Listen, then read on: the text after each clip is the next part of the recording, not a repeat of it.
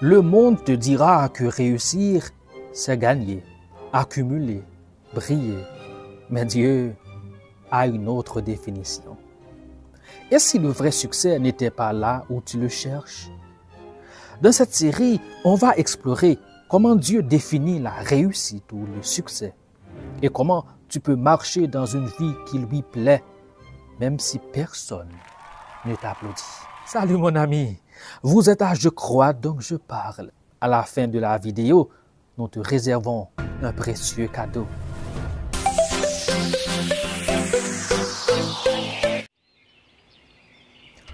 On vit dans un monde où la réussite est visible. Maison de rêve, voiture de luxe, voyage, 10 000 abonnés sur YouTube, Instagram, Facebook, etc. Postes prestigieux. Et même dans l'église, parfois on confond bénédiction avec célébrité. Mais beaucoup de personnes à succès sont vides intérieurement. Elles se sentent perdues, désorientées, burn-out, divorce, dépression, scandale. Ce n'est pas un hasard. Réfléchis. Est-ce que je veux réussir pour être vu ou pour être utile? Dans la Bible, le succès n'est jamais défini par les possessions, mais par la fidélité à Dieu. Josué chapitre 1er, verset 8. Que ce livre de la loi ne s'éloigne point de ta bouche. C'est alors que tu réussiras. Dieu dit, médite la parole, mets-la en pratique et tu réussiras. Puisque c'est Dieu qui parle, tu dois ou tu devrais prendre ses paroles au sérieux. Ce n'est pas une question de chance, de contexte territorial ou d'origine. C'est une question d'alignement. Tu peux être pauvre aux yeux des hommes, mais riche en obéissance. Et aux yeux de Dieu, c'est ça le succès. C'est peut-être choquant pour toi d'entendre cela, même simpliste à tes yeux, mais je t'assure que c'est bien le cas. Voyons 3 exemples bibliques qui bouleversent la logique mondialo-humaine. Jésus, il n'a jamais été riche, n'a jamais eu de bureau, de ministère international, ni de page Facebook. Il a fini crucifié, mais il a dit, tout est accompli. Il a réussi sa mission. C'est ça, une vie réussie selon Dieu. Être au service du dessein, du plan de Dieu dans le monde, dans sa génération. Accomplir la mission pour laquelle il t'a créé. Noé, il a passé 100 ans à construire une arche que tout le monde critiquait. Peux-tu imaginer cela? Mais tu sais, à la fin, ce n'est pas sa popularité qui l'a sauvé, mais son obéissance à Dieu. Dans Hébreux chapitre 11, verset 7, nous lisons « C'est par la foi que Noé, divinement averti des choses qu'on ne voyait pas encore et saisi d'une crainte respectueuse, construisit une arche pour sauver sa famille. C'est par elle qu'il condamna le monde et devint héritier de la justice qui s'obtient par la foi. »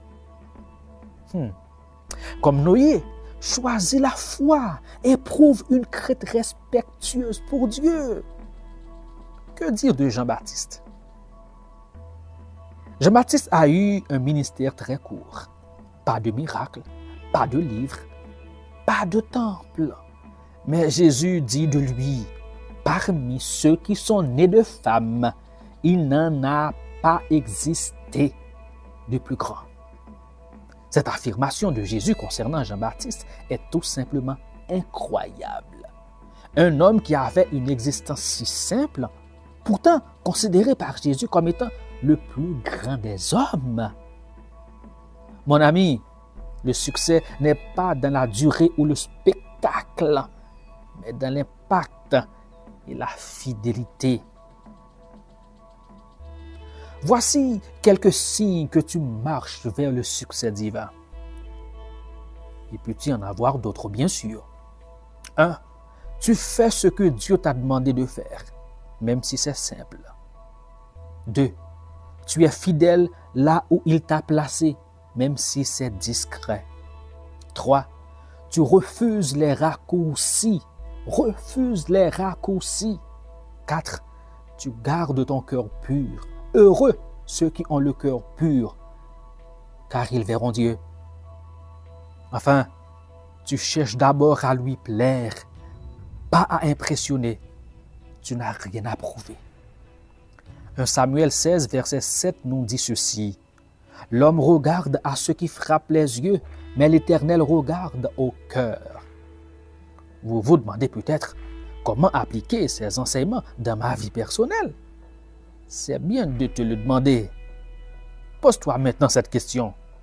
Est-ce que je suis en train de construire un succès qui impressionne les hommes ou un succès qui réjouit le cœur de Dieu? Pense-y. Et si tu réalises que tu as été séduit par la fausse image du succès, bonne nouvelle. Dieu ne te condamne pas. Il t'appelle à revenir à l'essentiel. Il n'est pas trop tard. Tu peux changer de camp et de perspective. Tu peux changer de vision du monde en renversant les faux raisonnements et les mensonges du diable, l'ennemi farouche de ton âme et de ton véritable succès. Dans les prochains épisodes, on va creuser encore plus loin l'obéissance, la prospérité biblique, l'intégrité, le service, etc. Alors, abonne-toi à la chaîne, active la cloche et surtout, partage cette vidéo avec quelqu'un qui a besoin d'une vision biblique du succès. Beaucoup de gens en ont besoin. Veux-tu maintenant prier avec moi? Prions. Seigneur, je veux réussir selon toi, pas selon le monde avec toute cette tromperie. Enseigne-moi à te plaire, même si personne ne le voit. Je renonce au besoin de briller et je choisis d'obéir, car en t'obéissant, j'ai la ferme assurance que je brillerai, soit dans cette vie, soit dans la vie à venir. Conduis-moi dans le chemin de la vraie réussite, celle qui porte du fruit éternel. Renverse tous les mensonges que l'ennemi a réussi à ériger dans mon cerveau. Je déclare que ma vie t'appartient. Et ça, c'est ma plus grande réussite. Au nom de Jésus. Amen. Si tu veux rester connecté à Dieu dans ton appel, ta vocation, ta vision, abonne-toi à cette chaîne, télécharge l'e-book gratuit sur la série et surtout, marche selon Dieu, pas selon le monde. C'est mon cadeau pour toi. Cet e-book est formidable. Je crois donc je parle. Et toi? Pour avoir accès à toutes nos ressources, veuillez visiter notre site internet le www.jecroisdoncjeparle.org. Tous nos contenus sont pratiquement disponibles sur la plupart des plateformes de podcast. Vous n'avez qu'à taper « Je crois donc je parle ». Tous nos livres sont aussi disponibles sur Amazon en version e-book, broché et relié. Merci d'intégrer notre communauté. Merci de partager et de consommer nos contenus.